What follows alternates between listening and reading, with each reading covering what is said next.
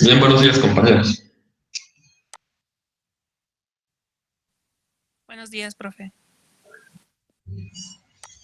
Buen día, profe. Buen día, profesor. Bien, pues vamos a comenzar con la sesión del día de hoy. Eh, Vamos a continuar viendo algunos resultados que están orientados, como ya habíamos dicho, a poder probar el teorema de cambio de variable. Bueno, tenemos en primer lugar una definición. Esta definición se refiere a una condición que satisface una función. Se dice que una función satisface la condición de Lipschitz o bien que es lipschitziana. Sí, se cumple lo siguiente. Bueno, en primer lugar, la función está definida en un subconjunto de Rm. Aquí es importante observar que la dimensión del dominio no necesariamente es la dimensión del dominio. Es un subconjunto de Rm y el codominio es Rn. Entonces diremos que esta función definida en X satisface la condición de Lipschitz o es lipschitziana. Sí, bueno, para cualquier elemento en su dominio, para cualquier X minúscula en X, existe una vecindad de dicho punto que denotamos como V sub X. Es una vecindad, simplemente un abierto, no, perdón, es un conjunto que contiene un abierto que tiene como elemento el punto. La vecindad no necesariamente es abierta, es un conjunto que contiene un abierto, el cual tiene como elemento el punto X. Entonces, debe existir para cada punto del dominio una vecindad y debe existir un número real positivo a sub X, tales que se cumpla lo que aquí está escrito.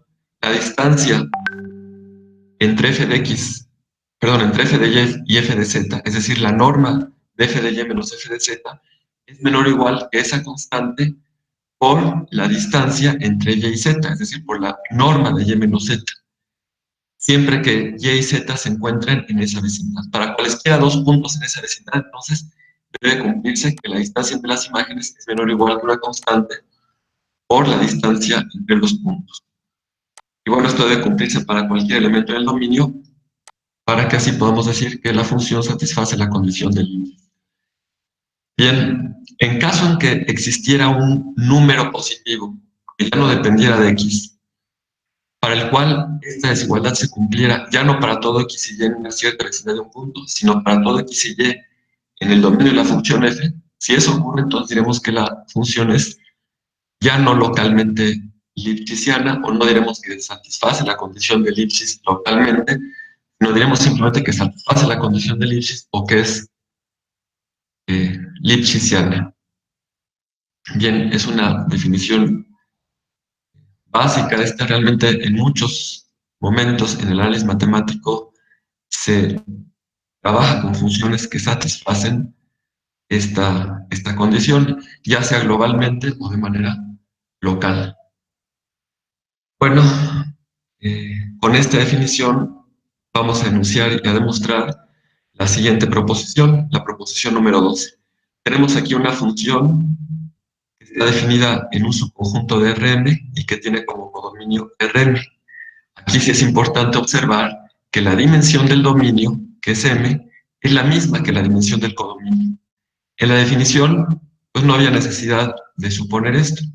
Sin embargo, sí constituye una hipótesis de esta proposición el que las dimensiones del dominio y el codominio sean las mismas. Y esta función satisface localmente la condición de Lipschitz, o es localmente lipschitziana. Y bueno, si además tenemos como hipótesis que el dominio tiene medida nula, como subconjunto del espacio euclidiano de dimensión m tiene medida nula, bueno, podemos entonces afirmar que la imagen de X también tiene medida nula. En otras palabras, ¿qué es lo que nos dice esta proposición? Pues nos dice que si tenemos una función localmente lipschitziana, entonces la imagen bajo la función de un conjunto de medida nula es nuevamente un conjunto de medida nula. Vamos a demostrarlo. Bueno, Vamos, como una primera parte de la prueba, a considerar que la función no es localmente lipschitziana, sino que es lipschitziana, es decir, que satisface esta condición de manera global. Bueno, si es así, entonces, para la función existe, de acuerdo con la definición que acabamos de ver, existe un número positivo, k mayor que cero, ¿verdad? Tal que la distancia entre la imagen de x y la imagen de y es menor o igual que k por la distancia entre x y y, siempre que x y y sean puntos en X. Esta es precisamente la definición de ser lipschitziana y no localmente lipschitziana. Insisto, la hipótesis de la proposición es más débil, es que es localmente lipschitziana. Evidentemente que una función lipschitziana, pues evidentemente es localmente lipschitziana. El tener la propiedad globalmente significa que se tiene la propiedad también en una forma local. Lo recíproco, pues no necesariamente se cumple. Puede ser que una función sea local, pero no globalmente lipschitziana. Y aquí estamos, insisto, asumiendo en la prueba, como una primera parte de la misma, que la función no solo es localmente, sino que satisface una hipótesis más restrictiva. Es globalmente, satisface la condición de Lipschitz. Bien, dado un epsilon mayor que cero, pues nosotros sabemos que existe una cubierta numerable formada de cubos. Cada cubo lo estamos denotando por C sub i. Digamos que A sub i es la longitud de cada arista del cubo, de cada uno de los intervalos, digamos, que forman el cubo. Este cubo no es más que el producto cartesiano de m intervalos, todos de la misma longitud, y estamos llamándole ahí a su longitud. Entonces decíamos, dado un epsilon mayor que cero, pues vamos a encontrar una colección numerable de estos cubos que contengan, en conjunto, contengan a X, o bien que X esté contenida en la unión de ellos. Es decir, como ya decíamos, que la colección de los cubos constituya una cubierta de X. Y además, pues que la sumatoria de sus contenidos, claro que A sub i a la n, pues es precisamente el contenido de C sub i, porque A sub i es la longitud de cada uno de los intervalos cuyo producto cartesiano es C sub i. Entonces, por definición de tener medida nula, debe de satisfacerse que X está contenida en la unión numerable de cubos abiertos, que la suma de los contenidos es menor que cualquier número positivo. En este caso, para el epsilon, que es mayor que cero, formamos este otro número positivo, que es epsilon dividido entre la potencia enésima de k. Evidentemente que este cociente sigue siendo un número positivo y eso garantiza la existencia de esa colección numerable de cubos. Bien, ahora consideremos un i natural, es decir, fijemos nuestra atención en uno de los cubos, en el iésimo cubo, y consideremos dos elementos de ese cubo. Bueno, eh,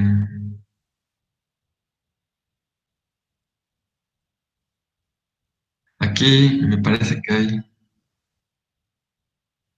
un error, porque no puedo yo afirmar que la distancia entre X y Y sea menor que A sub I. ¿Por qué no puedo afirmar que sea menor que A sub I? Porque X y Y no necesariamente están en uno de los intervalos que forman a,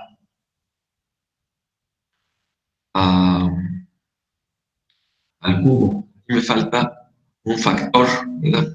Si yo tomo, por ejemplo, eh, dos puntos en un cuadrado, cada uno de cuyos lados tiene longitud A, entonces lo que puedo afirmar es que la distancia entre estos dos puntos es menor que la diagonal del cuadrado. Y la diagonal del cuadrado tiene longitud raíz de 2 por A. Aquí debiera estar presente, y seguramente que ustedes cuando leyeron la nota lo observaron, aquí debería estar presente un factor que es raíz de m. Les pido nuevamente una disculpa. Aquí debe ser la distancia de x a y tiene que ser menor que la raíz de m por AI y no solamente menor que AI. Eh, Insisto, porque X y Y no están en un intervalo de longitud ahí, están en un cubo de dimensión m cuya arista tiene longitud AI. Entonces, por favor, añadan aquí la raíz cuadrada, perdón, la raíz, eh, discúlpenme, si fuera, si fuera m igual a 2, aparecería ahí la raíz cuadrada. Ahora, en general, permítanme por favor un momento. ¿Cuál es el factor que tendría que aparecer aquí?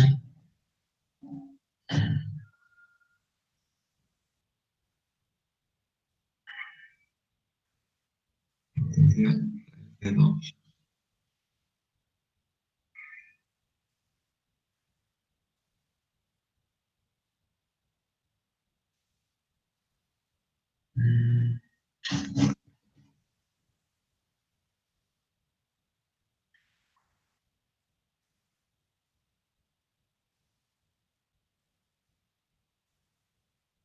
Dos. Creo que sí es raíz de m, profesor. Ya habíamos ocupado esa desigualdad. Es raíz cuadrada de m, ¿verdad? Pero en raíz, eh, raíz cuadrada de m. Claro, perdón, es raíz, sí, sí, ya lo revisé. Sí sería raíz cuadrada de m. Bien, no sé si alguien tiene alguna duda sobre lo que estoy comentando. Si x y y están en C sub i, en ese cubo, cada una de cuyas aristas tiene longitud AI, entonces la distancia entre x y y es menor, sería menor o igual si el cubo fuera cerrado, pero como es un cubo abierto, es estrictamente menor que a sub i por la raíz cuadrada de m. Eso se verifica de manera inmediata por inducción matemática, seguramente es una desigualdad que, como dice el compañero, ya habían ustedes utilizado. Entonces sí, es el factor que me faltó aquí, raíz cuadrada de m. Y entonces, eso ocurriría, pero pues como la función es lipschitziana, satisface esta condición que tenemos aquí arriba, y entonces, ¿qué ocurriría con la distancia entre f de x y f de y? Pues sería menor o igual que k por esta distancia entre x y y, pero esto a su vez es estrictamente menor que k por la raíz cuadrada de m. Entonces, aquí también, desde luego, me falta solo como un factor que omití la raíz cuadrada de m. Bien, bueno, en consecuencia, ¿qué podemos nosotros decir? Que las proyecciones de f de x intersectado con c sub i, ya sé que si tomo dos puntos en c sub i, pues su distancia es menor que k multiplicado por ahí por la raíz cuadrada de m. Entonces, tomar dos puntos en esta intersección, x y y, pues significa tomar dos puntos para los cuales sus imágenes satisfacen precisamente esta desigualdad, insisto, con el factor raíz cuadrada de m que omití escribir aquí. Todo lo que decimos es que las proyecciones están contenidas en un intervalo de longitud k por AI, y esto sí es correcto, porque observen que aquí estamos hablando ya de las proyecciones, no estamos diciendo que la distancia entre, entre dos elementos de este conjunto sea menor que k por ahí. sino que las proyecciones de este conjunto están contenidas en un intervalo de longitud KAI. Insisto, aquí no se hace necesario colocar el factor raíz cuadrada de m porque estoy considerando las proyecciones. Y bueno, por lo tanto, puedo afirmar, como se dice aquí, que la imagen bajo f de x intersectado con c sub i, pues está contenida en el producto cartesiano de tales intervalos, a lo cual vamos a denotar por d sub i, y efectivamente pues eso sería un cubo, y el contenido de ese cubo, dado que cada una de sus aristas eh, tendría longitud KI por AI, pues el cubo tendría un contenido que es K por AI a la M, es decir, K a la M por A sub I a la M. Bueno, de esta manera observemos lo siguiente. La imagen de X bajo F, esto es evidente, esta igualdad es evidente. El hecho de que C sub I sea uno de los elementos de la cubierta, es decir, el hecho de que la colección de los cubos forme una cubierta, pues implica que X yo lo puedo escribir como la unión de todos estos conjuntos, ¿verdad? X es igual a la unión de X intersectado con C sub I, tomando esa unión sobre todos los naturales. Si X es la unión de todos estos conjuntos que están entre paréntesis, y además recordamos que la imagen de la unión es la unión de las imágenes, entonces resulta evidente esta identidad. La imagen de X bajo F pues no es más que la unión sobre todos los naturales de las imágenes bajo F de estos conjuntos. Y claramente, como la imagen de cada uno de estos conjuntos está contenido en el respectivo cubo de sub i, pues entonces la unión de estas imágenes que tenemos en el miembro izquierdo de esta contención, pues está contenida en la unión de todos estos cubos. Por otra parte, no olvidemos que D sub i tiene un contenido igual a K a la M por A sub i a la M, de tal manera que la sumatoria de los contenidos, pues se puede escribir de esta forma. El K a la M puedo colocarlo fuera de la sumatoria y me queda únicamente esta sumatoria. Aquí arriba hemos ya planteado que esta sumatoria es menor que epsilon sobre K a la M, de tal manera que la sumatoria de los contenidos es menor que epsilon, efectivamente. Eso probaría que la imagen de X bajo F efectivamente tiene medida nula, porque ya la hemos cubierto por una colección de cubos para la cual la sumatoria de sus contenidos es menor que epsilon, habiendo sido epsilon un número positivo arbitrario, entonces podemos decir que la imagen de X es de medida nula. Claro, esto no constituye la prueba todavía de la proposición, porque no olvidemos que aquí hemos asumido una hipótesis más restrictiva, ¿verdad? Realmente la proposición nos dice que es localmente lipschitziana y nosotros hemos llegado a la conclusión de que la imagen de X bajo F tiene medida nula, no bajo esa hipótesis, sino bajo una más restrictiva que es que sea no local, sino globalmente lipschitziana. Veamos cómo el haber procedido de esta. Sí.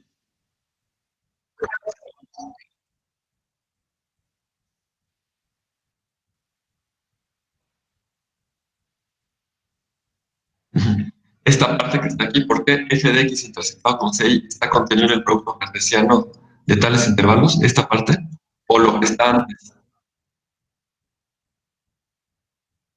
No, observemos con atención, no estamos diciendo que este conjunto esté contenido, no estamos diciendo que la imagen de x intersectado con ci bajo f esté contenida en un intervalo de longitud ahí, sino las m proyecciones de este conjunto.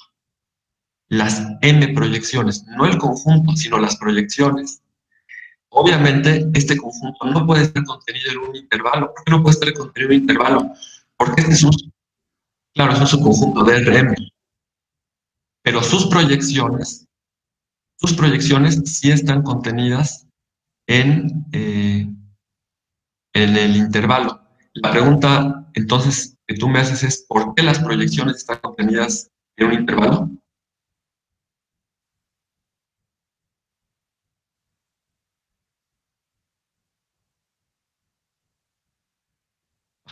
Y eso es consecuencia de lo que está aquí arriba, de que la imagen de X menos la imagen de Y es menor. Eh, vamos a comentarlo. Fíjense ustedes,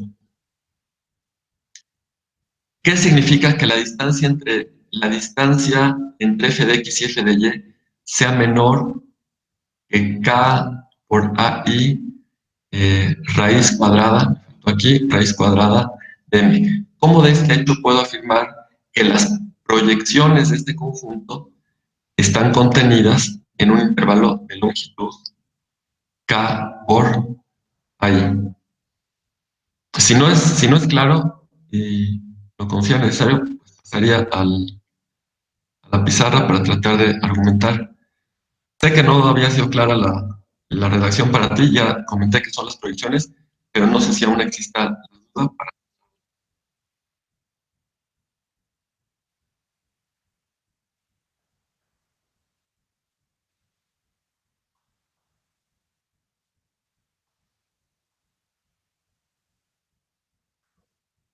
Exactamente, exactamente.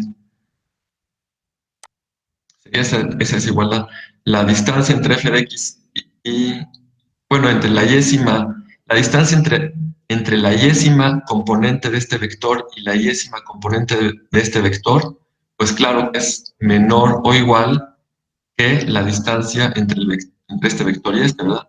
Si tomo dos componentes de un vector, perdón, dos componentes de dos vectores, la distancia entre ellas es menor o igual que la distancia entre los vectores.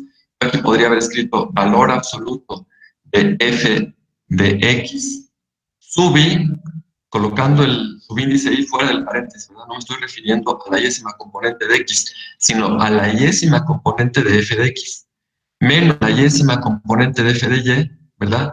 Cierro el valor absoluto, pues sería menor o igual esta, esta, eh, que esta norma. Entonces, en esencia, sería ocupar esa desigualdad. Sin embargo, algo sí me sigue con la atención porque, mmm, permítanme por favor un momento. Claro, a ver, si yo tomara aquí, es que sí tiene que aparecer aquí, todos están de acuerdo que tiene que aparecer aquí raíz cuadrada de m, raíz cuadrada de m. Y acá también tiene que aparecer raíz cuadrada de m, y entonces tendría que la yésima componente de f de x menos la yésima componente de f de y, valor absoluto, sería menor que k por ai por raíz cuadrada de m, por raíz cuadrada de m. Y entonces, mmm, debiera haber elegido, debiera haber elegido aquí este número positivo considerando, considerando epsilon sobre k a la m que multiplica a la raíz cuadrada de m.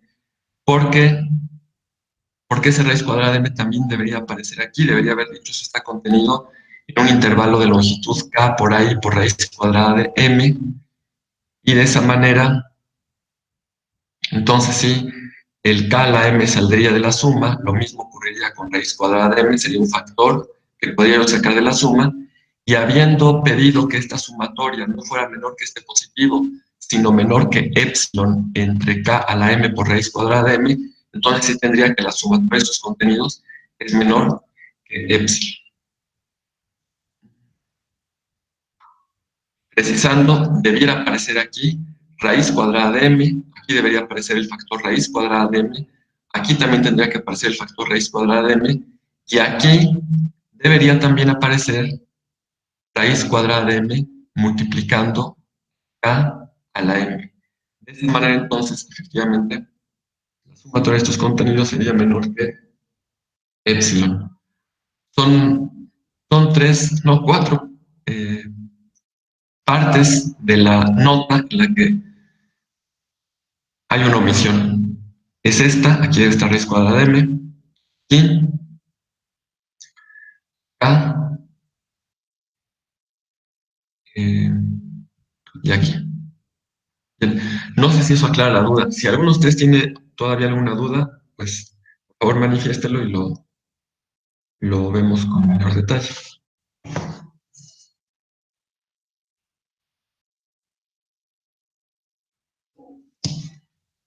Bueno, si no existe entonces alguna duda más, ¿cómo ocupamos la argumentación previa para volver a la hipótesis inicial que nos dice que la función no es lipschitziana, sino localmente lipschitziana? En el caso general, en el en el que la función es localmente lipschitziana, ¿qué significa esto? Pues ya decíamos que para cada punto x en este conjunto, para cada x minúscula en x mayúscula, exista una vecindad b sub x. La puedo considerar desde luego abierta. Ya decía yo que el concepto de vecindad no no supone que el conjunto que es vecindad sea abierto. Ser vecindad supone que contiene un abierto que tiene como elemento el punto. Pero claro que me puedo quedar únicamente con los abiertos. Y entonces tendría que x está contenido en la unión de todos los b sub x. Claro, porque cada x en x, cada x minúscula en x, pues está en el correspondiente b sub x, de tal manera que esta unión, pues efectivamente contiene al conjunto x. Y el ser localmente lipschitziana, lo que significa es que f restringido a cada uno de los b sub x, intersectado con x, desde luego, es lipschitziana. Y entonces podemos ocupar la argumentación que acabamos de dar previamente para esta función, porque esta función, que es la restricción de f a b sub x intersectado con x, bueno, esa sí sería lipschitziana, solo porque f es localmente lipschitziana. Entonces, para esta función aplica todo lo que acabamos de decir. Y voy a recordar un teorema. Y si ustedes me dicen que no lo conocen y que deberían verlo aquí en la clase, pues lo vemos aquí en la clase. Es el teorema de Lindelof. Es un teorema de topología que se puede o no haber visto en el curso de cálculo 3, que es en el que ustedes han tenido un contacto con los elementos de la topología de Rn. ¿Qué dice el teorema de Lindelof? El teorema de Lindelof afirma que, dado cualquier subconjunto de Rn, cualquiera, toda cubierta abierta cualquier cubierta abierta de cualquier subconjunto de Rn tiene una subcubierta numerable. Nosotros tenemos claridad de la definición de compacto, ¿no? Cuando es compacto, toda cubierta abierta tiene una subcubierta no solo numerable, sino finita. Pero aunque el conjunto no sea compacto, sea cual sea el conjunto, siempre ocurre que una cubierta abierta de él tiene una subcubierta numerable. Eso afirma el teorema de Lindelof. De esa manera, los b sub x, que forman una cubierta abierta de x, pues deben tener una cubierta numerable. Por el teorema de Lindelof, entonces, la cubierta que tenemos aquí, de los b sub x con x en x, el conjunto x, tiene una subcubierta numerable. Ya la presento de esta manera como b sub i, donde i pues es un natural. Ahora bien, por la primera parte de la prueba, aquella en que suponíamos que la función era lipschitziana, pues ya sabemos que esta es lipschitziana y todo lo dicho antes aplica para esta función. Por eso decimos que por la primera parte de la prueba tenemos que, dado que este es un conjunto de medida nula, ¿por qué este es un conjunto de medida nula? Pues porque es un subconjunto de x. X por hipótesis tiene medida nula. Esta intersección está contenida en x. Todo su conjunto de un conjunto de medida nula, evidentemente también tiene medida nula. Entonces, como esta es Lipschitziana y su dominio tiene medida nula, pues la imagen de su dominio, es decir, la imagen de BJ intersectado con X bajo F, tiene medida nula. Eso para cualquier J natural. Entonces, concluimos la argumentación de una manera muy simple. Observamos que como X es la unión de todos estos conjuntos, ¿por qué es la unión de todos estos conjuntos? Porque recuerden que los B sub J forman una cubierta numerable, ¿verdad? Entonces, X es esta unión, F de X pues es F de esa unión, pero la imagen de la unión es la unión de las imágenes y eso justifica esta identidad. Se concluye, eh, claro, que F de X tiene entonces medida nula, porque ya lo expresamos como la unión numerable de conjuntos, cada uno de los cuales tiene medida nula, y eso nos permite afirmar que la imagen de X tiene medida nula. De esa manera probaríamos que si tenemos una función localmente lipschitziana, su dominio tiene medida nula, entonces su imagen también tiene medida nula. Esto es lo que corresponde a esta proposición 12. Si ustedes tienen cualquier pregunta, no dejen de hacerla. Les pido atentamente que no omitan preguntar lo que no haya sido suficientemente claro para que nos detengamos en ello.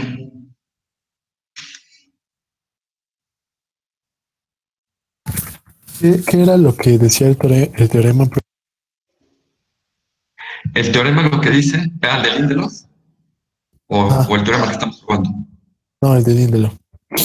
El de Lindelof dice únicamente que si usted tiene un conjunto, si se tiene un conjunto contenido en RM, cualquier cubierta abierta de él, tiene una subcubierta numerable. Es decir, de la cubierta yo puedo elegir una colección numerable de elementos de la cubierta, de tal manera que esa colección numerable de elementos de la cubierta dada siga siendo cubierta. Eso es lo que afirma el teorema de Lindelof. Y les decía, si no lo vieron, si desean que lo probemos aquí en la clase, yo con mucho gusto lo probaría.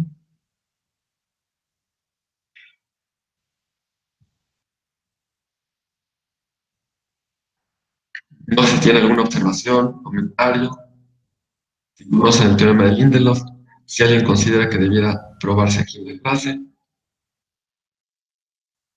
Ustedes tienen la palabra, compañero. A mí sí me gustaría ver la prueba de ese teorema. A mí también creo que yo no lo vi, entonces sí me gustaría verla. Muy bien, entonces yo me comprometo a demostrar este teorema la siguiente sesión. No sé si sobre la misma proposición que en este momento estamos comentando, efectivamente se basa de manera importante en el teorema de Lindelof. Si alguien tiene alguna duda de este teorema que estamos probando, si alguna de las partes de la prueba que se presentan en las notas o alguna de las afirmaciones que hemos hecho aquí no es realmente clara.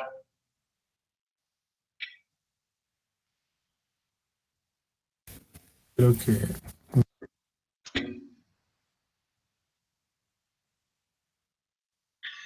No escuché. ¿Alguien iba a tomar la palabra?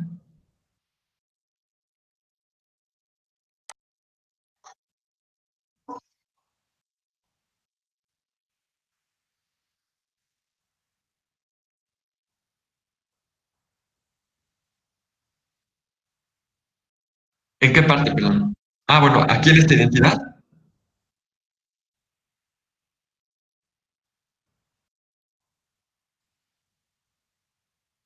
Ah, bueno, siempre se tiene que la imagen de la unión, la imagen de la unión es la unión de las imágenes. Eso sí es una proposición, digamos. La imagen de la unión de una colección, incluso arbitraria, de conjuntos, aquí tenemos la unión numerable, pero podría ser la unión arbitraria, no necesariamente numerable. La imagen de la unión es igual a la unión de las imágenes. Si no es claro, lo verifico rápidamente en la...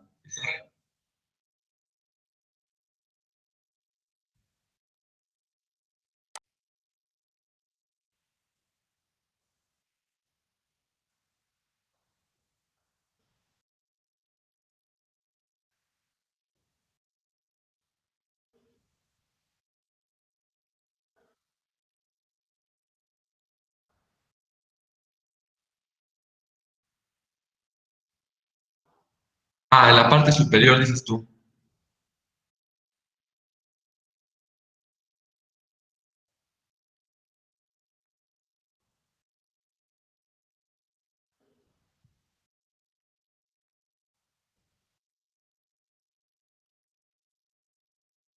Ah, pero observa que no son los BIs intersectados con X.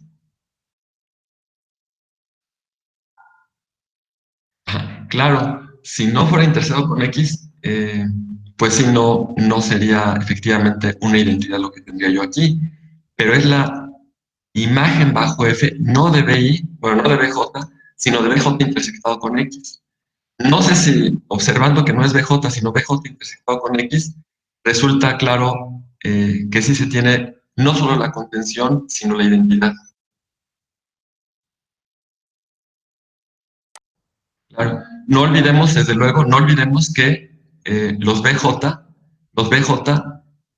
forman una cubierta de X. Entonces realmente yo podría escribir que X es igual a la unión sobre todos los J de BJ intersectado con X. Es claro, ¿verdad? Que X es igual a la unión de todos los BJ intersectados con X, porque los BJ forman una cubierta. Entonces sí, X es igual a la unión de, es la unión de todos estos conjuntos. X es la unión de todos estos. Por lo tanto, cuando tomo la imagen de X, estoy tomando la imagen de la unión de estos conjuntos. Y la imagen de la unión es la unión de las imágenes, y por eso tengo esta identidad, ¿verdad? Sí. Bien, ¿alguien tiene alguna otra pregunta? ¿Algo más que no sea suficientemente claro?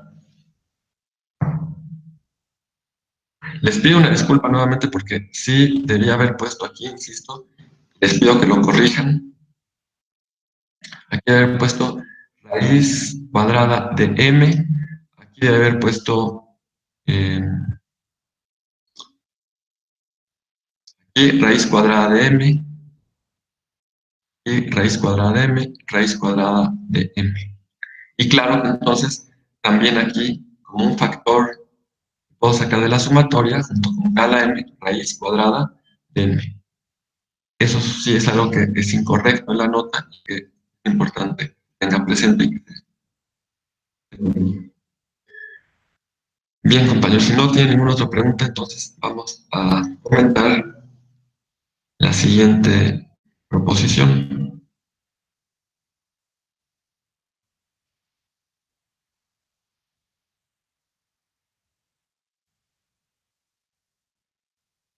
Entonces, permítanme por un momento.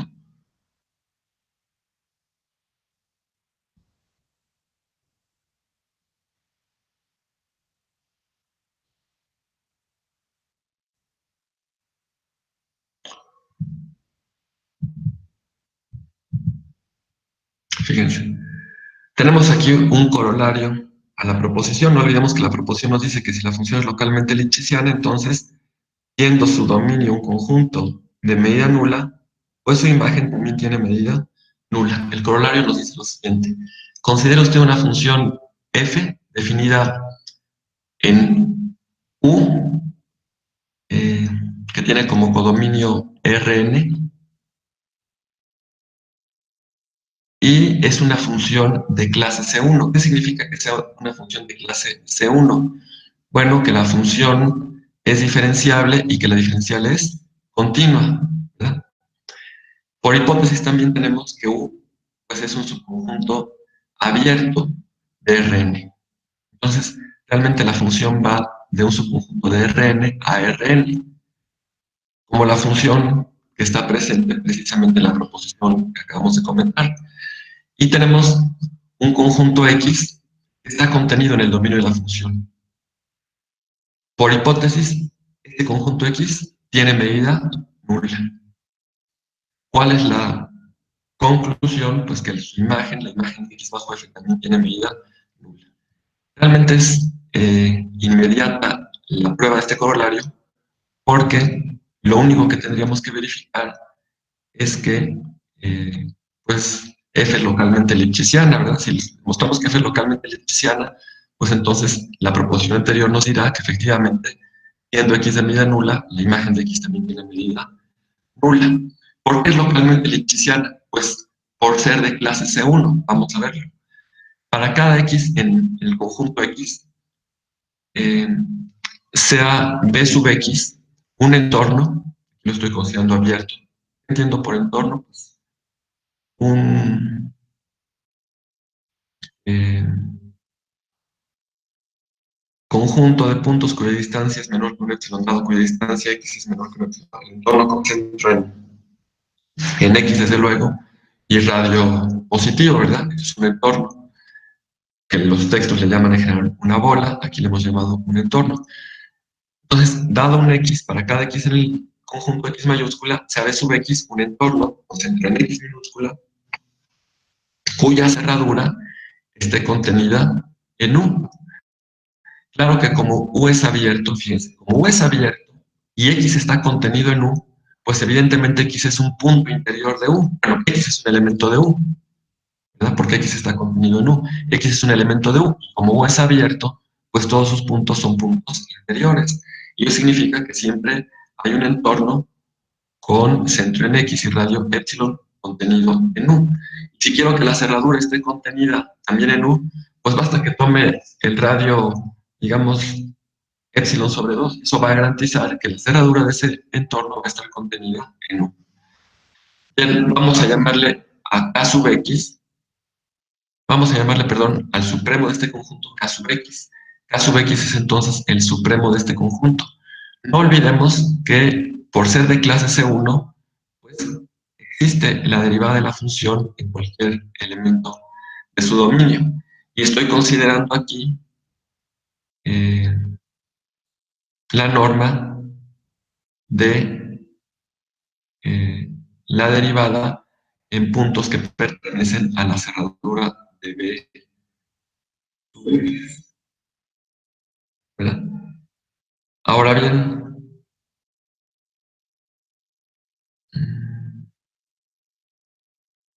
permítame por favor un momento. Estamos citando aquí el teorema del valor medio. Si ustedes ocupan el teorema del valor medio, entonces, ¿qué es lo que tienen? Pues precisamente esta desigualdad, que lo que nos dice precisamente la función es, como decíamos, localmente lipschitziana. Eh,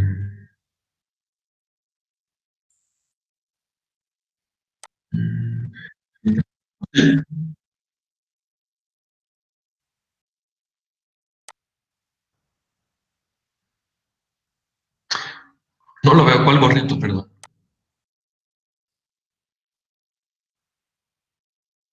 Ah, no, no, es F', es F', me estoy refiriendo aquí a la derivada de la función. Me estoy refiriendo a la derivada de la función. No es una función diferente, simplemente la derivada, que decíamos existe, pero no solamente existe, sino que es continua, existe y es continua, existe y es continua por ser una función de clase C1. Entonces es F'. Permítanme.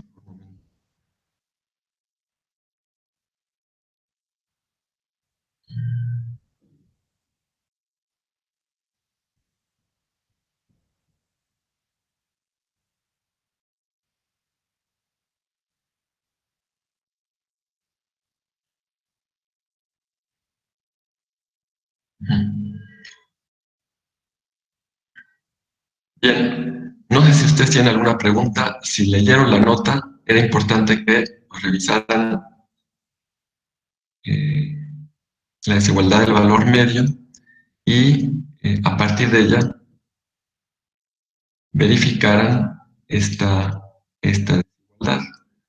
No sé si nuevamente si alguien tiene hasta aquí alguna pregunta. ¿Por qué podemos decir que existe ese supremo? ¿Por qué podemos decir que existe ese supremo? Es una pregunta importante, desde luego que es una pregunta importante. A ver, pensemos en la cuestión que plantea el compañero.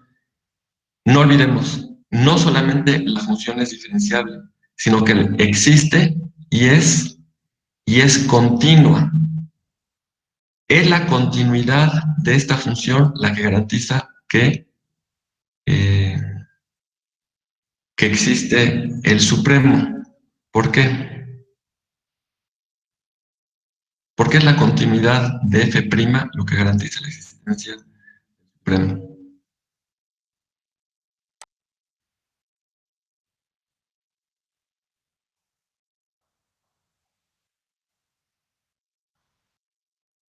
En un cerrado, ¿verdad? En un compacto. Este conjunto que está aquí, que es B sub X cerradura, es un conjunto obviamente cerrado y acotado. Entonces, este es un compacto. Y una función continua en un compacto obviamente alcanza su máximo y su mínimo. Entonces, precisamente de ahí la importancia de haber pedido que en U estuviera contenido no solamente el entorno, sino la cerradura del entorno. Como bien dice el compañero, pues este conjunto es compacto, por lo tanto, ahí la función alcanza su máximo y su mínimo. Claro, aquí yo tendría la norma, pero pues la norma es continua, f' es continua, la composición de continuas es continua, de tal manera que la norma de f' es una función también continua y por lo tanto alcanza su máximo y su mínimo en este compacto, y eso garantiza la existencia del supremo. De hecho, aquí eh, aquí en lugar de haber utilizado el supremo, podríamos haber dicho el máximo, ¿verdad? Porque en este caso existe el máximo del conjunto. Claro que cuando existe el máximo, pues coincide con el supremo. No sé si es claro, compañero, que hacías la pregunta de por qué existe el Sí, sí. Bien. Bueno, vamos entonces a ver la siguiente definición y con ello vamos a probar un lema más. Pareciera ser que todos estos resultados, pues, estuvieran disconexos. Vamos a ver que todos se articulan al momento de abordar el teorema que queremos probar, que es el teorema de cambio de variable. Esta definición nos dice lo siguiente: tenemos U y V abiertos en Rn. Bueno, entonces, tenemos aquí una función que tiene como dominio el conjunto U abierto en Rn, como codominio el conjunto V abierto también en Rn. La dimensión del dominio y del codominio nuevamente vuelven a ser las mismas. Y tenemos que F es un difeomorfismo de clase C1. ¿Qué significa que la función sea un difeomorfismo? Significa que es un homeomorfismo diferenciable, cuya inversa también es diferenciable. Esa sería, digamos, la definición de difeomorfismo. Es un homeomorfismo diferenciable cuya inversa también es diferenciable. ¿Pero qué es un homeomorfismo? Recordemos que es un homeomorfismo. Un homeomorfismo es una biyección. Para que sea un homeomorfismo, ante todo tiene que ser una biyección. Pero no toda biyección es un homeomorfismo. La biyección será un homeomorfismo cuando es también continua, ella y su inversa. Claro que como es una biyección, pues existe la inversa. Entonces, una función biyectiva que tanto ella como su inversa son continuas es un homeomorfismo. Si además el homeomorfismo es diferenciable y su inversa es diferenciable, entonces diremos que es un difeomorfismo. Pero no estamos diciendo solamente que sea un difeomorfismo, sino que es de clase C1. Que sea de clase C1 significa, en este caso, que la diferencial de la función y la diferencial de su inversa son continuas. Entonces, por eso decimos, F es un difeomorfismo de clase C1 y es un homomorfismo, y tanto F como F a la menos 1 son diferenciables y continuas. Esa es una definición que introducimos aquí y que seguramente, pues, al menos varios de ustedes ya la conocían, y presentamos previamente la definición porque es uno de los conceptos que aparecen en el siguiente lema. ¿Qué nos dice el lema 1? Bueno, tenemos U y V abiertos en el espacio euclidiano de dimensión M. Tenemos una función de U a B. Nuevamente el dominio y el codominio son subconjuntos del mismo espacio euclidiano. Y por hipótesis tenemos que H es un difeomorfismo de clase C1. Bueno, tenemos también que X es un conjunto cuya cerradura está contenida en U, es decir, la cerradura de X es un subconjunto del dominio de H. Bueno, la tesis es la siguiente. Si X es Jordan medible, entonces la imagen de X es también Jordan medible. Es lo que vamos a probar entonces. ¿Cuáles son nuestras hipótesis? Que H es un difeomorfismo, que X es un conjunto Jordan medible cuya cerradura está contenida en U, y entonces la tesis es que la imagen de X es también Jordan medible. Vamos entonces a proceder con la demostración.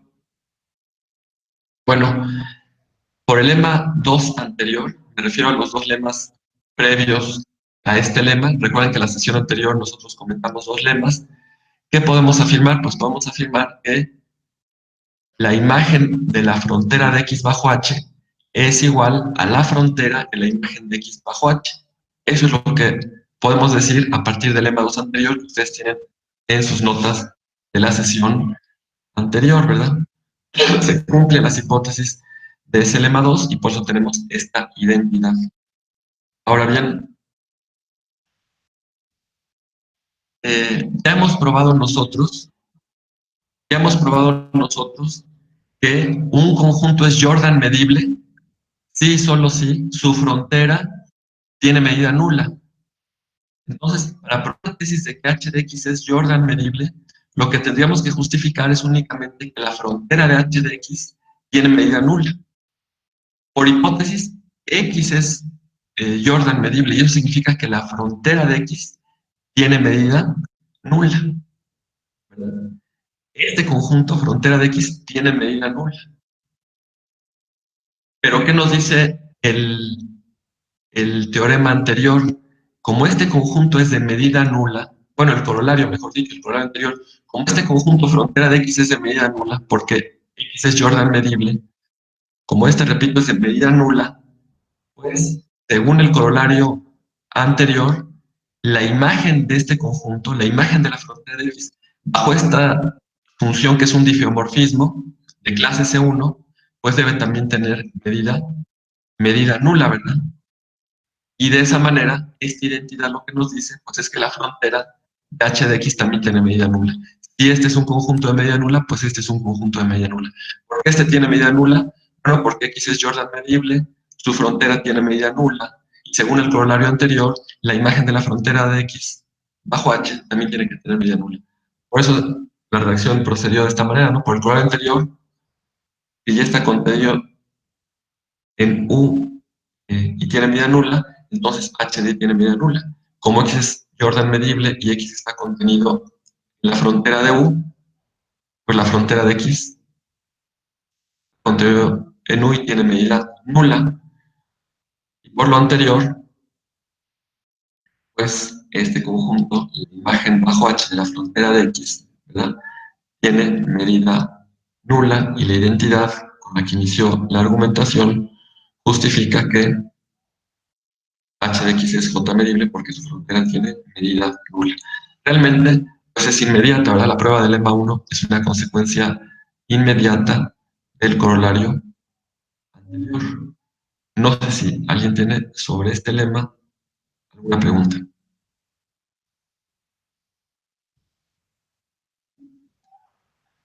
Bien, si no hay ninguna pregunta, entonces vayamos al siguiente lema. Espero no genere confusión la manera en que hemos numerado aquí los lemas, porque dirían, bueno, ya teníamos un lema 1, ya teníamos un lema 2, ¿por qué otra vez un lema 1, un lema 2? Cuando nos referimos al lema, diremos, por ejemplo, aquellos de la sesión anterior, serían lema 1 y lema 2 que preceden a la proposición 12. Y este sería el lema 1 y lema 2 que van a preceder a la proposición 13 o que suceden a la proposición 13. De esa manera no va a haber confusión. ¿Qué nos dice este lema 2? Tenemos esta función nuevamente de U en B, otra vez U y B son abiertos en Rn, aquí disculpen que ya no está escrito, pero son abiertos en Rm, en el mismo espacio euclidiano. Tenemos, perdón, que H es un difiomorfismo de clase C1, tal y como habíamos supuesto previamente, y tenemos también X es un conjunto cuya cerradura está contenido en U, que X es Jordan medible.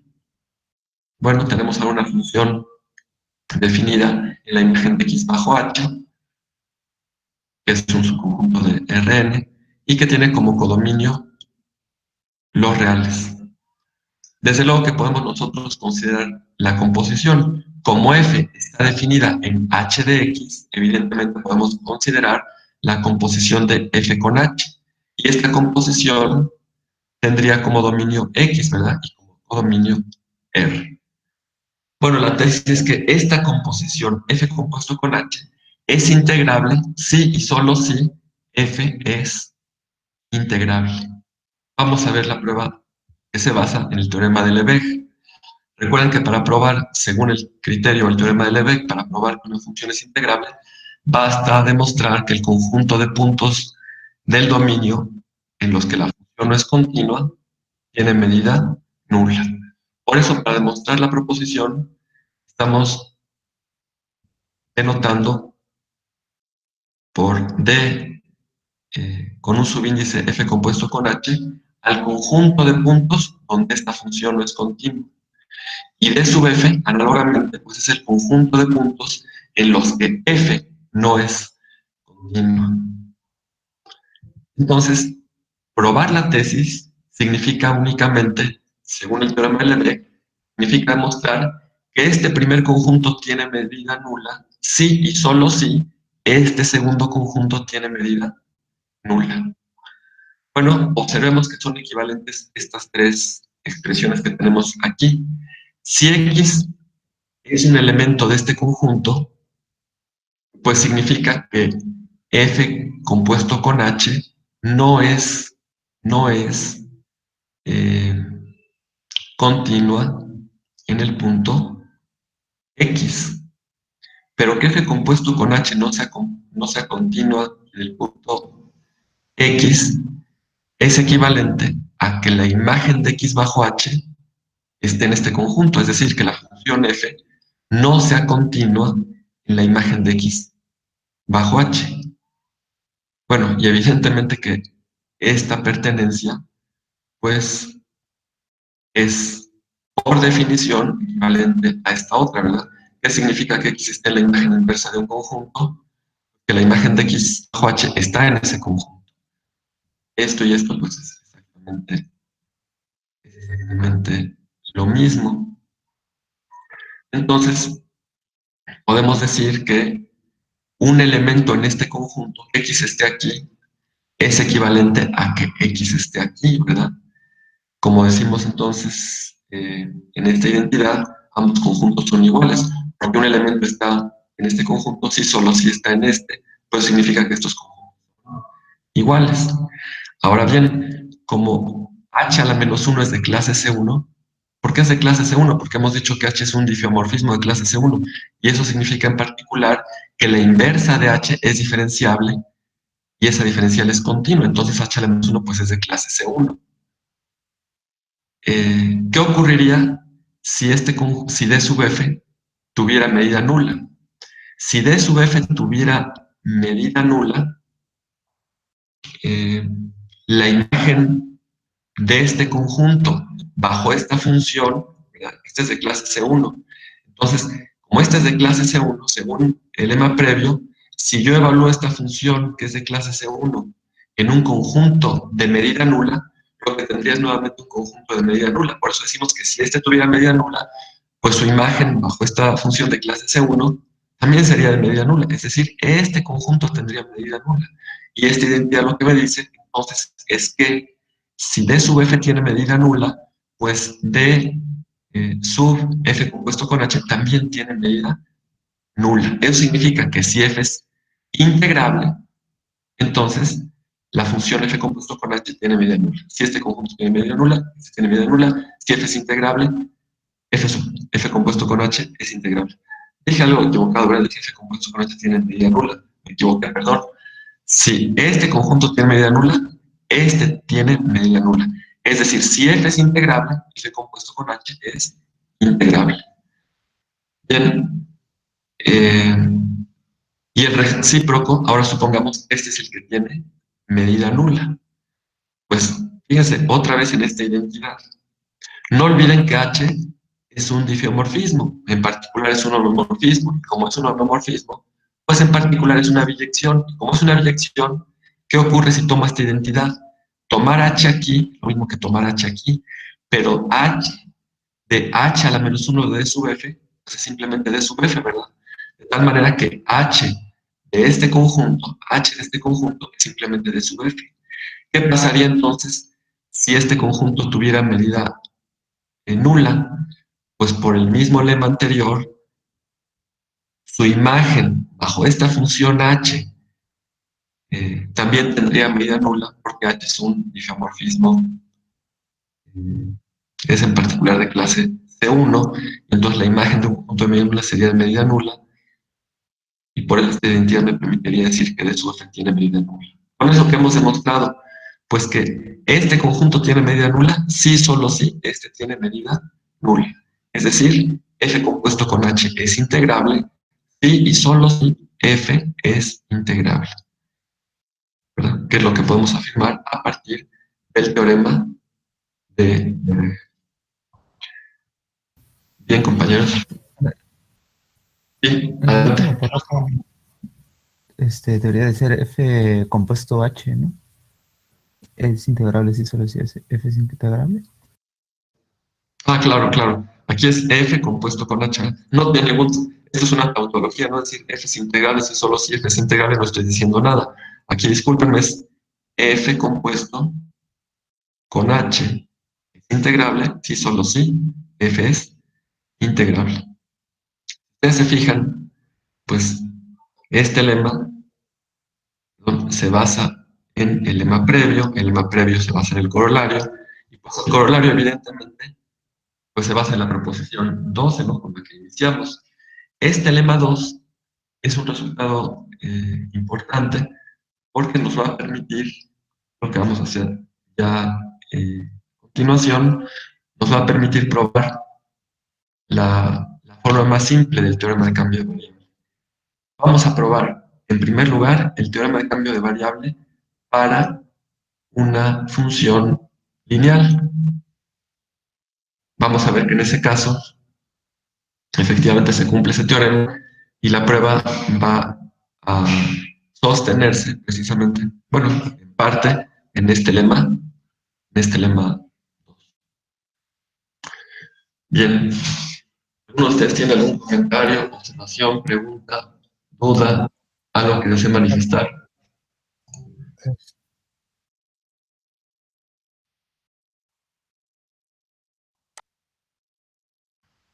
Bueno, fíjate que eso lo pedíamos desde acá, ¿no? Pedíamos que la cerradura estuviera contenida en U para poder justificar la proposición. Vamos a ver aquí el corolario. El corolario sí es muy claro que requiere que la cerradura del entorno esté contenida en U. Después Un momento. Cuando pasamos al lema 2, perdón, al lema 1, también habíamos pedido que la cerradura esté contenida en U. Bueno, eso es lo que me va a garantizar, fíjate. Si la cerradura no estuviera contenida en U, yo no puedo afirmar que la frontera esté contenida en U, ¿verdad? Esta contención que aparece aquí tiene como base, pues, la hipótesis del lema 1, que nos dice que X está contenido en U. Y claro que yo requiero que la frontera de X esté contenida en U, porque si la frontera de X no estuviera contenida en U, yo no podría, yo no podría hablar de la imagen de la frontera de X bajo H. No olvidemos que H, aquí está arriba, H está definida, perdón, H está definida en U. Entonces, hablar de la imagen de un conjunto bajo H requiere que dicho conjunto esté contenido en U. Es decir, en este caso requiere que la frontera de X esté contenida en U y eso a su vez, pues, requiere de esta hipótesis de que la cerradura de X esté contenida en U. Y el poder evaluar H en la frontera de X es fundamental, porque es a partir de esta identidad que hemos llegado a la conclusión, ¿verdad?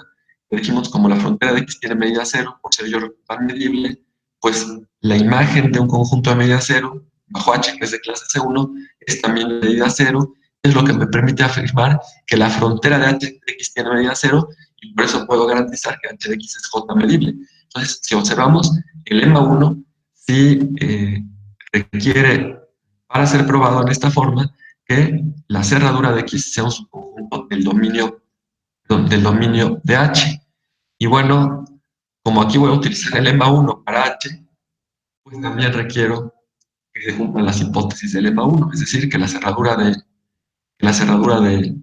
X esté contenido en U. Si no tuviera yo esta hipótesis, entonces no podría invocar en la prueba del lema 2 el lema 1, ¿verdad? No sé si me explico, compañero.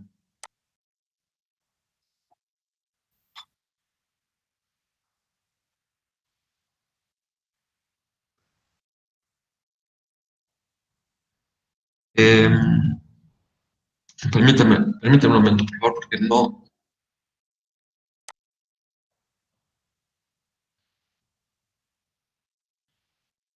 Permíteme, por favor, hay algo que me hace pensar lo que tú me preguntas.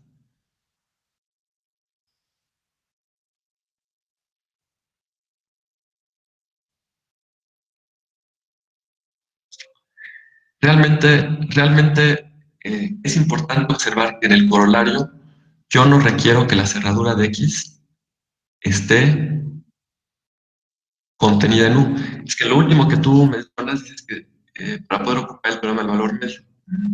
Pienso que no, porque el teorema del valor medio se ocupa en el corolario, y en el corolario yo no requiero que la cerradura de X esté contenida en U. Ahí no requiero yo de esa hipótesis. Ahora, en el lema 1, en el lema 1 no estoy ocupando realmente en ningún momento el teorema del valor medio. Explicaba que realmente, dije, tal vez lo que mencioné fue lo que dio lugar a confusión, porque yo señalé que desde el corolario hacía uso de que la cerradura de B sub X estaba contenida en U. Pero independientemente de eso, realmente situándonos únicamente en el lema 1, ¿por qué requiero que la cerradura de X esté contenida en U? Decía únicamente para poder evaluar H la frontera de X y entonces poder hacer uso de esta identidad. Fíjense, realmente aquí estamos basándonos en el lema 2 de la sesión anterior.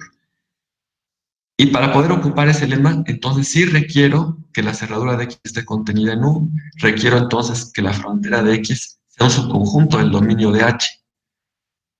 Y esto no tiene realmente relación con el teorema del valor medio. Y después, este lema, pues, aplicarlo a esta H, en el lema siguiente, el 2, sí requiere que H cumpla con las mismas hipótesis del lema 1, es decir, que la cerradura de X esté contenida en U. Entonces, yo diría que son realmente únicamente las condiciones de estos lemas, 1 y 2 que estamos comentando, y no las condiciones del corolario, las que nos obligan a pedir que la cerradura de X esté contenida en U. Esto en el corolario no se pide que la cerradura de X esté contenida en U, lo que se pide es que en U esté la cerradura del entorno, ¿no? Para cada X en X hay un entorno contenido cuya cerradura está contenido en U. En síntesis, pues, si me preguntan ¿por qué se requiere que la cerradura X esté contenida en U, en el lema 2? Ah, bueno, porque es una hipótesis sin la cual no podría probar el lema 1, o al menos decir, porque la prueba dada para el lema 1, que se ocupa en el lema 2, en su prueba, requiere de esa hipótesis, independientemente completamente del corolario. Aunque desde luego el lema 1 se basa en el corolario, en ese corolario en ningún momento aparece esa hipótesis. Debe tener una cerradura contenida en el abierto, el dominio de una cierta función. Bien, no sé si me explico, compañero, si hay algo que aún no sea claro, o si hay cualquier otra duda. Profesor, en el lema 1, ¿por qué Sí. H tiene que ser un difeomorfismo? ¿No bastaría con que sea un homeomorfismo de clase C1? Ah, pero ¿qué significa? A ver, ¿qué significa ser de clase C1? Que sea diferenciable y su diferencial sea continua. Ah, claro, y entonces ya estamos hablando presente de un difeomorfismo. Si yo pido un homeomorfismo de clase C1, un homeomorfismo de clase C1, ¿qué tendría? Tendría que es diferenciable y que su diferencial es continua. Si solamente pidiéramos, vamos a ver aquí la prueba.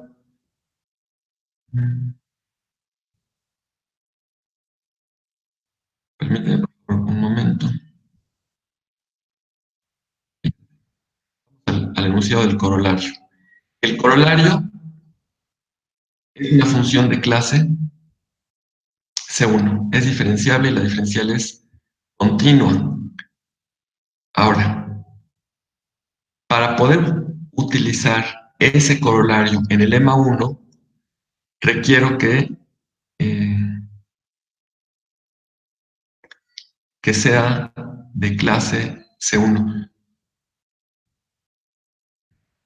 Un momento. Y aquí estoy utilizando el corolario anterior. Y el corolario anterior sí requiere que sea de clase C1. Tu pregunta, a ver si entiendo bien, tu pregunta es, ¿por qué no por qué no debilitar la hipótesis del lema? ¿Por qué en lugar de escribir que es un difeomorfismo, por qué no pedir únicamente que sea de clase C1, me dices, ¿verdad? ¿Por qué no pedir únicamente que sea de clase C1? Ese es tu... Que sea un homeomorfismo de clase C1.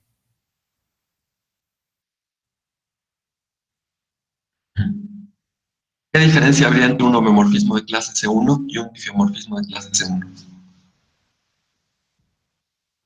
¿Cuál sería la diferencia entre esos dos conceptos? Difeomorfismo de clase C1 y homeomorfismo de clase C1. Si solamente pidiéramos un homeomorfismo de clase C1, te pediría que H fuera diferenciable, ¿verdad? Que H fuera diferenciable y que su diferencial fuera continua. Y cuando hemos definido el concepto de difeomorfismo, hemos pedido no solamente que la función sea diferenciable y su diferencial sea continua, sino que también sea diferenciable, aquí lo dice, la inversa. Y realmente en esta prueba nunca hemos considerado la inversa, ¿verdad?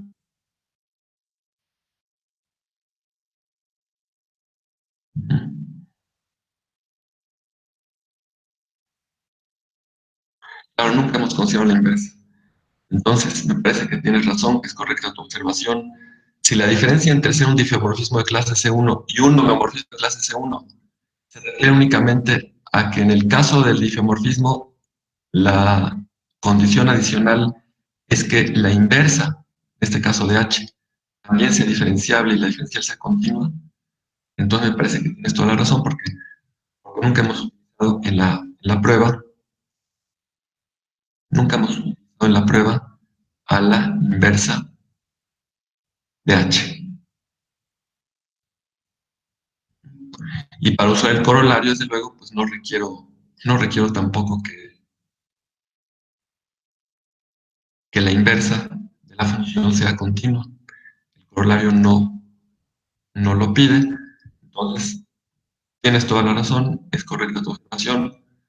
Bastaría haber dicho que es un homeomorfismo. Sin embargo, en el lema 2 es donde sí requiere el difeomorfismo. ¿Por qué en el lema 2 sí requiere el difeomorfismo?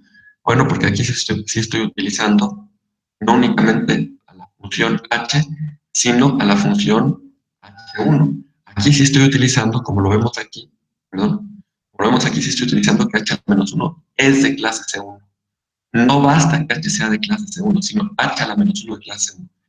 En este lema 2 requiero de la hipótesis de difeomorfismo porque ocupo el hecho de que h y h a la menos 1 son de clase C1. Cuando ocupo el hecho de que h a la menos 1 es de clase C1, puedo argumentar que si este tiene medida 0, este tiene medida 0. Y acá, cuando este tiene medida 0, puedo concluir que este tiene medida 0 porque h también es de clase C1.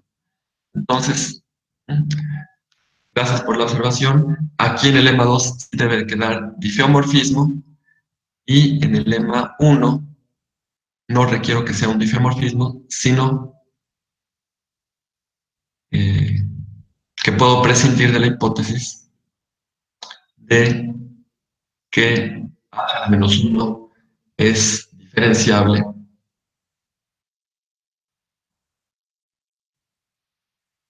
y su diferencial continuo.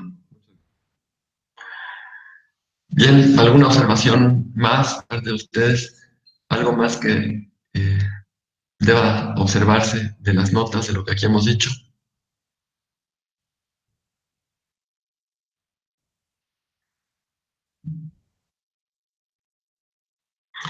Bueno, compañeros, pues si no hay ningún comentario, Profesor, disculpe,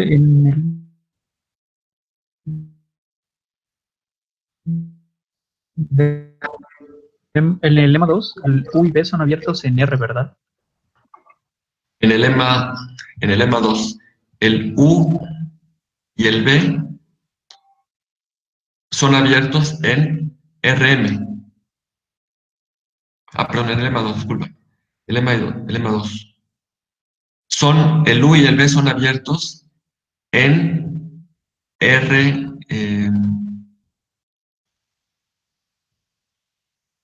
Permíteme.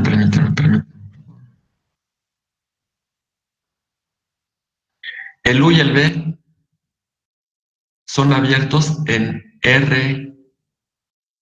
En RM. Y aquí obviamente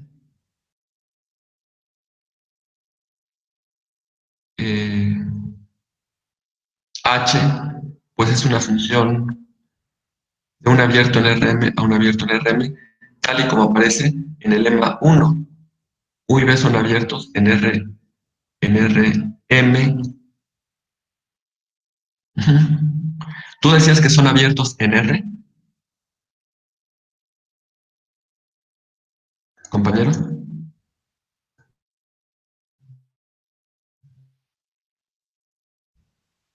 Es que, bueno, cuando se toma la función F y va a R, pero no sé, eso me causa confusión solamente.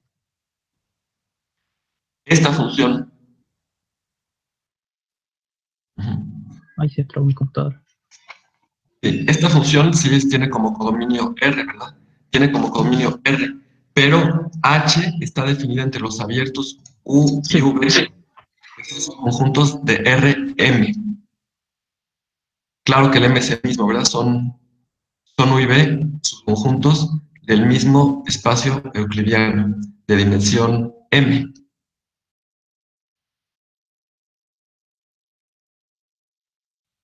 Claro que F desde un principio está definida en un subconjunto de Rm, porque h de x es un subconjunto de Rm. Rm es el codominio de h.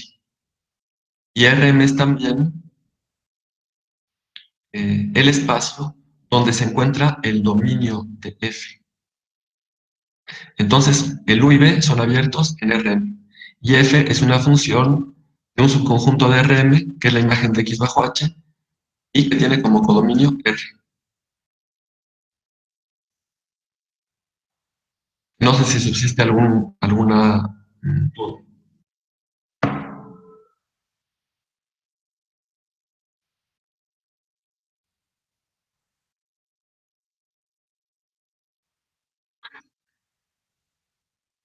Compañero, no sé si hay algo aún que no sea suficientemente claro o es claro que sí, U y B son abiertos en Rm.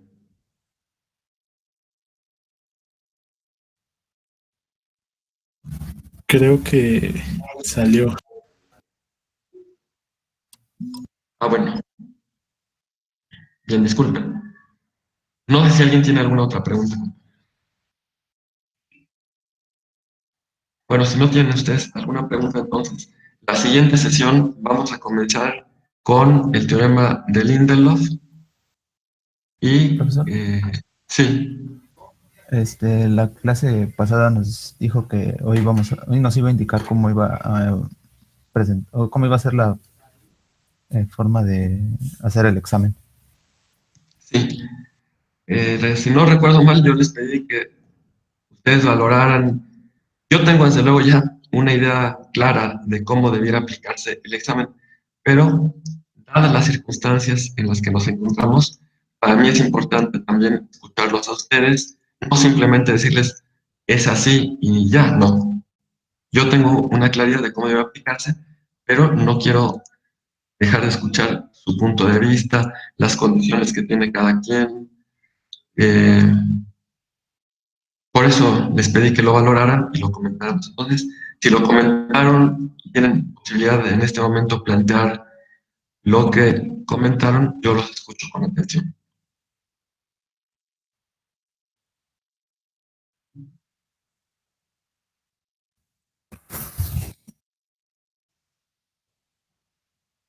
Pues, o sea, como tal, no. Bueno, o sea, sabíamos todos, ¿no? Que teníamos que realizar ese análisis, pero como tal, nadie propuso una idea concreta. Simplemente el único acuerdo al que llegamos fue a lo que usted nos había indicado, cuando que se iba a realizar el examen después de completar el resultado de la integración con el cambio de variable, pero en específico una forma de evaluación, nadie comentó una propuesta en específico. Bien. Bueno, miren, pues entonces, digamos que un primer acuerdo sería que el examen se va a aplicar hasta el tema de cambio de variable y estaremos ocupando todavía varias clases para poder concluir con ese teorema, más que ahora vamos a ver también el teorema de Lindelof. Entonces, eh, ese es un acuerdo ya. Ahora, sobre la aplicación del examen. Si ustedes no tienen una propuesta, desde luego que la pueden hacer también en la siguiente clase, o incluso en este momento en forma individual. Yo les diría en principio que para el examen ustedes tendrían que disponer del tiempo de la clase y que les pediría que abrieran su cámara para que yo pudiera estar atento, pues. Miren, es penoso realmente para mí decir esto, hacer esto. Yo quisiera, hasta ahora no he hecho ni un solo examen, pidiéndole a un alumno que se coloque frente a la cámara, que muestre las hojas, que muestre... Todos los exámenes con los que concluyó el semestre pasado los hice por correo electrónico. Les daba 2 horas o incluso más tiempo a algunos estudiantes que lo solicitaban. Enviaba a la hora que me comprometía el correo con el examen y 2 horas después el alumno tenía que entregar el correo. Desafortunadamente, pues sí, incluso todavía sí hice los TTS, no hice ningún examen de otra manera. Y desafortunadamente sí hubo estudiantes que copiaron de una manera incluso evidente. Yo siempre he pensado que la escuela de física y matemáticas, la escuela superior de física y matemáticas, es una escuela distinta a cualquier otra, aún en el presente, aún con todo lo que ha ocurrido en ella, aún con las transformaciones que ha tenido. Siempre he pensado que es una escuela diferente, que los estudiantes tienen otras características, pero lamentablemente en esta ocasión sí observé varios problemas, al grado incluso de que algunos que copiaron y se los señalé y les dije que quedaban sin derecho a examen. A lo mejor pensaban, bueno, como es por correo, el profesor nunca va a percatarse de ello. Les demostré que habían copiado, aún así pidieron revisión de examen. Nos pidieron revisión de examen solo de uno de los últimos ETS, además de otros ETS, también hubo dudas. Y ahí los sinodales, frente a los sinodales incluso, uno de ellos reconoció, finalmente reconoció que había copiado, ¿no? Y aún así se atrevió a pedir eh, rectificación del examen, rectificación de calificación. Otro, el tercero que iba a pasar a revisión, en cuanto supo lo que había pasado con su compañero, simplemente envió un mensaje diciendo me desisto ya de la revisión del examen, etc. Entonces, me da pena pues, pero sí tendría que buscar otras formas. Yo les podría decir hagan ustedes el examen en su casa, pero ¿qué certeza tengo de que lo van a hacer ustedes mismos? ¿Qué certeza tengo de que lo que voy a evaluar va a ser realmente el reflejo del aprendizaje, de la asimilación de contenidos por cada uno de ustedes? No dudo, porque insisto que reconozco que la escuela y su estudiantado se distinguen por sus cualidades de honestidad, de principio, de amor por el estudio, etcétera. Pero no puedo decir que sea el caso de todos y cada uno. Ojalá en este grupo así sea, pues, pero es lo que me lleva a plantear es que el examen tuviera que ser de esa manera. Ustedes sienten y pueda yo estar observando las hojas de cada uno de ustedes. Incluso si le pregunto a un alumno, a ver, por favor, muéstrame las hojas que tienes ahí al lado, deberán tener únicamente sus hojas en blanco, 4 o 5 hojas en blanco, su lápiz, su goma, en ese espacio, y que yo pueda estar atento el tiempo que dure el examen. eh, Eso es lo que yo propondría para el examen. Pero pues también, como les dije previamente, si tiene alguno de ustedes alguna opinión distinta, pues yo lo puedo valorar, lo escucharía, pero en principio esa sería la forma en que se presentaría el examen.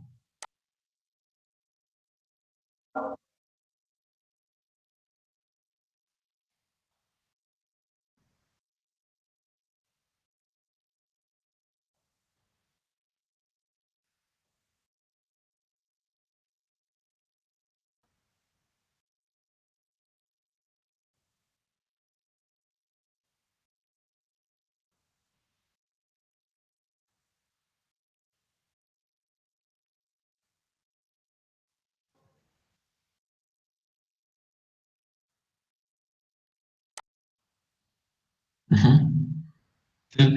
Miren, brevemente, porque sé que ya tienen ahorita seguramente otra clase, pero yo no conozco ni a los alumnos que están aquí. Generalmente la primera clase del curso, pues me permite a mí valorar cuáles son las funciones del grupo. Yo no sé quiénes tienen una conexión estable, quiénes no cuentan con ella, las dificultades de cada uno. Entonces, sí me gustaría que hubiera una posibilidad de que se expresara esto, ¿no? Dentro de la misma sesión, que cada alumno presentara sus condiciones para valorar realmente cuál es la situación del grupo y tomar todo ello en cuenta y específicamente valorar la opinión que da el compañero. Entonces, pues eso podríamos hacer el día lunes, ocupar una parte de la clase para que los alumnos expresaran, pues, mm, elementos que me permitan visualizar cuál es la condición realmente del grupo. Y ya con esos elementos, pues ya tomaríamos la definición de la modalidad en la que se presentaría el examen. Bien, compañeros, pues, entonces,